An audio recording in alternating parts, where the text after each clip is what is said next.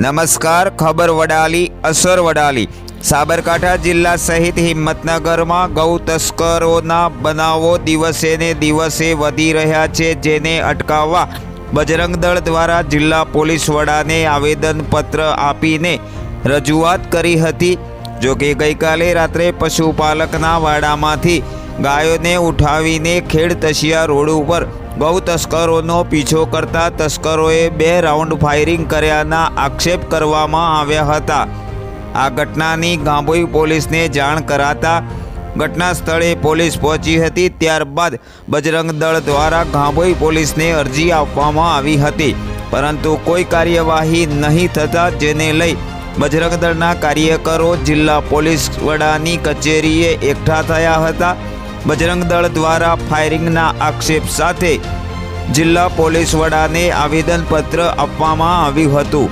આવેદનપત્ર આપ્યા બાદ એસપીને રજૂઆત કરી હતી અને ગૌ તસ્કરો સામે ગુનો નોંધી કડકમાં કડક સજા કરી આ અંગે વધુ તપાસ કરવાની માંગ કરી હતી।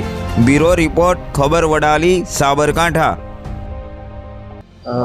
રાજુભાઈ બાલવિયા, બજરંગ દળ વિભાગ ટોળીની મારી જવાબદારી છે। આપણે આજે સાબરકાંઠા એસપી સાહેબને એક આવેદનપત્ર આપવામાં આવ્યું। આવેદનપત્ર એ અનુસંધાનમાં આપવામાં આવ્યું કે છેલ્લા 3 મહિનાથી હિંમતનગરના અલગ અલગ વિસ્તારોમાં ગૌ તસ્કરી થઈ રહી છે। મોડાસાથી આવીને ગાડીઓ જાહેર રસ્તા ઉપરથી ગાય માતાને ગાડીમાં ઉઠાવીને જઈ રહી છે। એનું બજરંગ દળ તથા ગૌરક્ષકો દ્વારા 3 મહિનાથી નિરીક્ષણ કરી દેવામાં આવે છે અને 1-2 વાર એમને રોકવાનો પ્રયાસ કરવામાં આવ્યો ત્યારે ગાડીઓએ કાર્યકર્તાના ઉપર બાઇકો ઉપર ગાડી નાખી હતી અને 2 દિવસ આ ગઈકાલ રાતે એક ગાડી ઇનોવા જે 23 નંબરની કંઈ નંબર પ્લેટ હતી, એ ગાડીમાં રાતે 1 વાગે સમથિંગ હિંમતનગરના મહાવીનગર આપણે ખેડતસિયા રોડ ઉપરથી એક ગાય ઉઠાવવામાં આવી।